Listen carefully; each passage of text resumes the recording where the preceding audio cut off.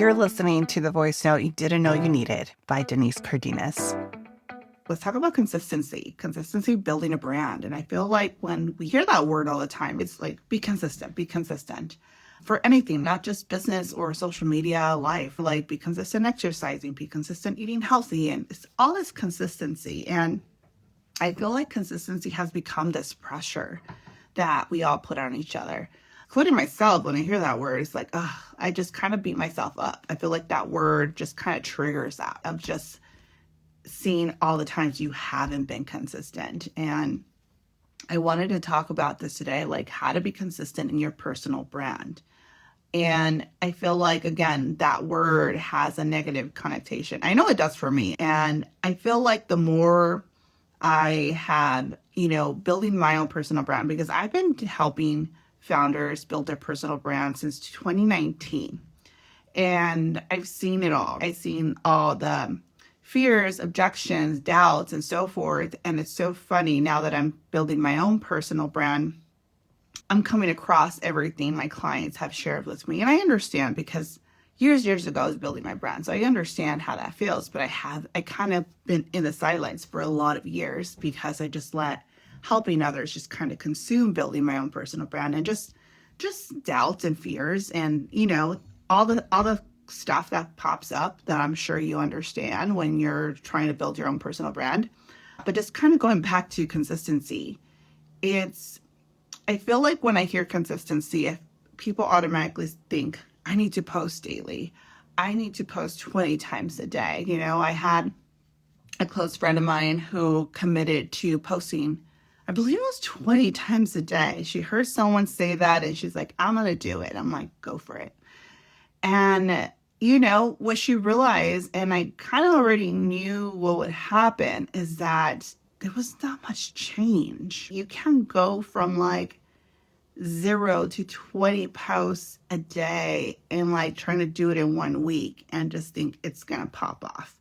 I know there's people that do, but most reality check is that it's time. It's time and effort and consistency. And that's why I feel like consistency, it's hard because we try to go from 0 to 100 automatically. And once you hit that point of not seeing results and burning yourself out, you think it doesn't work. And that's not what it is. So it's consistency, building your personal brand. It doesn't mean you have to post daily. That's one of the things that I wanted to mention. And also when I hear consistency is that you feel like you have to like post your whole life. Well, I hear a lot of people say, I'm very private. And it doesn't mean you have to show your everyday life. Not at all. Like, share what you want to share. This is your personal brand. And I feel like people forget that. They feel like they have to be this persona. And all you have to do is just be yourself and show up the way you want to show up. If you don't want to show your kids, don't show your kids. If you don't want to show your family or what you do on the weekends, then don't. It's just like, do what feels right for you. And I feel like people put this pressure because they hear all these marketers tell them, put yourself out there. And when people hear that, they think they have to show every aspect of themselves. And you really don't. And I think that's one of the biggest things that people kind of put that connection when you're building a personal brand. And it has nothing to do with that. And it's all about sharing what you want to share. That's the biggest thing. I just saw Gary Vee post about something like that post what you want to post. I feel like we have been so conditioned to always think like, what does our audience want us to talk about? Or what does, how should I show up? Like, what am I going to get more views? How am I going to get more attention and so forth? And I get to that point, but here I feel from my own personal experience as a social media marketer, I don't even know what to call myself sometimes, is that I was so focused on what will bring more likes, more comments, and all this engagement than beating the algorithm. And I would post all these social media hacks and I would get bored. It was so boring to me, but I would see all these other marketers do that type of content and they have so much engagement and so much attraction. And when I would do it, I was like, yeah, it would work. But I was so bored. And that was what led me to not wanting to show up on social media. So do you see that? It's just like you have to figure out what works for you, what brings joy out of doing this. And I know if you're watching this, you're probably like, creating content doesn't bring me joy. But I will challenge that. Once you talk about what you actually have passion for, that will change. Oh my God, it will change. It would change how you show up. It would change what type of content you format. You know, it could be video, it could be written, it could be a blog, it could be, you know, whatever the case is. Because once you figure that out, it's going to be a complete different conversation. And that kind of goes into my next point. You know, it's getting to know yourself. Like when I became an entrepreneur, right, and wanting to do my own thing, I was faced to really get to know myself, like really understand myself. How do I operate? What I like, what I don't like, and so forth. But of course, I went through this period of following what everybody else was like telling me I needed to do. It worked because I learned a lot of valuable things, but also I needed to learn to not follow everything to the T, that I have to figure out what works for me. And that's one of the challenges that I had. Is just like, okay, I'm following what everybody's telling me. Yes, it is working. I'm not saying that it's not, but it's not bringing me joy, which would make me feel creating content is not for me. I hope that makes sense, because it's one of the things that the last couple of years, is just really trying to understand what I like to do, especially when creating content, because all formats work. There's no secret formula. There's no, this magical solution. It's just like, I feel like once you understand what works for you, the consistency just follows. It's just automatic.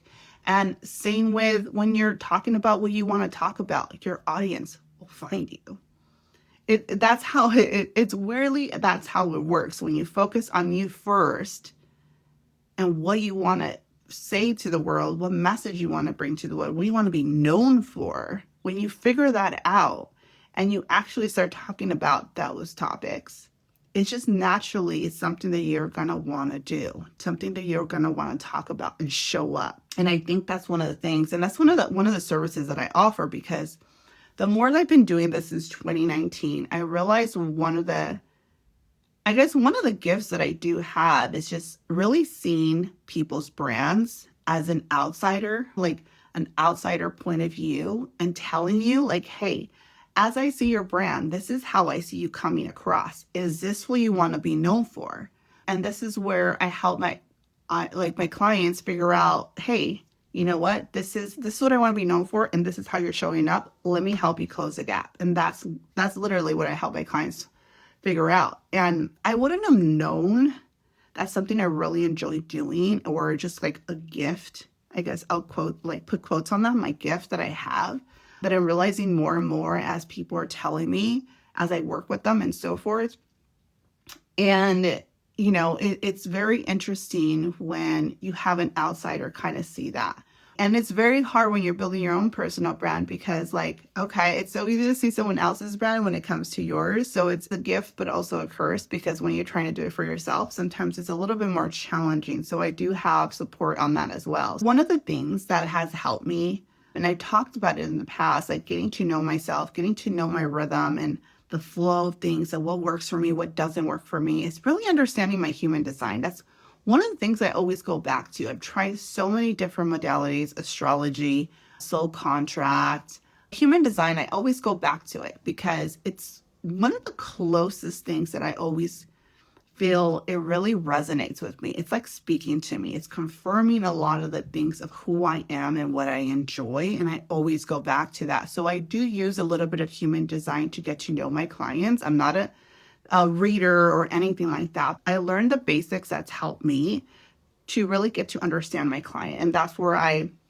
use a little bit of that when we're working on creating a strategy plan for them to show up and create a content, because I hated the fact that we create these rigid plans, these content plans, and we have to like post every day and show up every day, create content and have a schedule. And I didn't like that. I didn't like that idea. If it didn't work for me, like I hated that I was making my clients do that. And the more I started to understand human design and really making an effort to understand myself and see my patterns, I started to realize this would really, really help everyone else.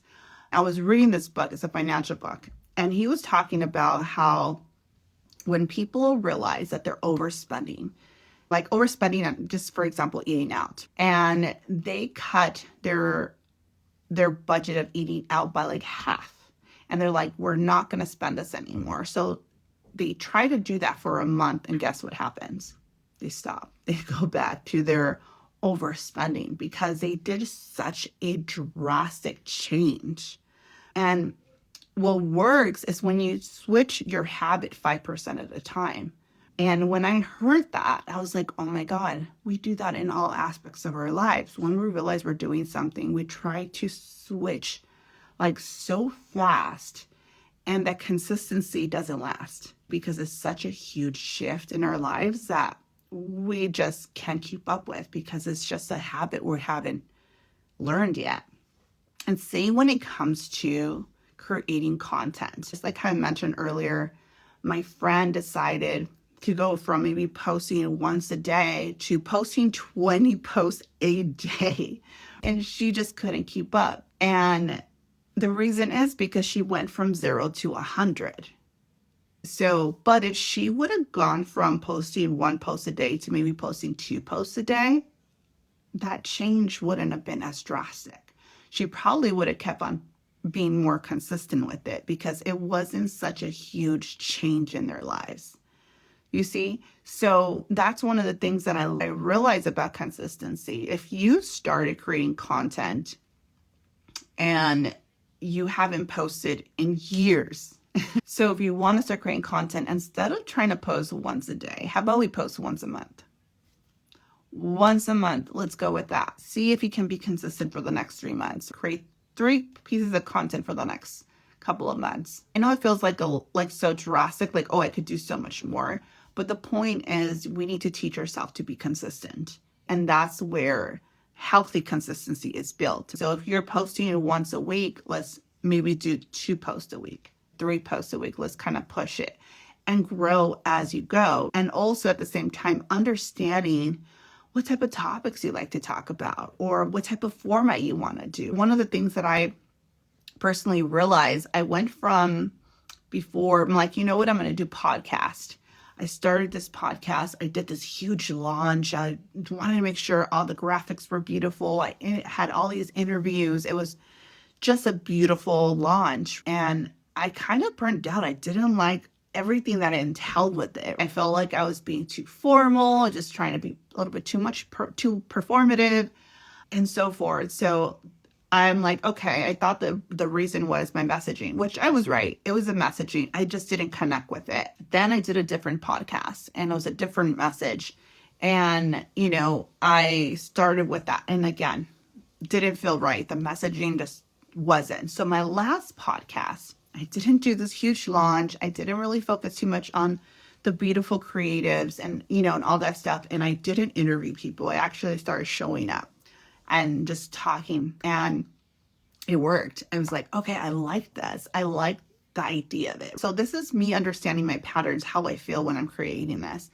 But I still felt that I was still being kind of performative or just maybe just overthinking the whole editing aspect of it and just spending so much time on that. And once I realized that, I was like, you know what? One of the things I really have enjoyed in the past is going live. I used to do Facebook Lives all the time. And when I used to do them, I really enjoyed that I didn't have to have a script and I just kind of talked as myself and like my personality just kind of came through. And that's the one thing that I loved. And just keep in mind, as I'm doing this live, there's no one here. A lot of people would be so like, their ego would hit because, and I'm not saying this to shame you because yes, that would be me.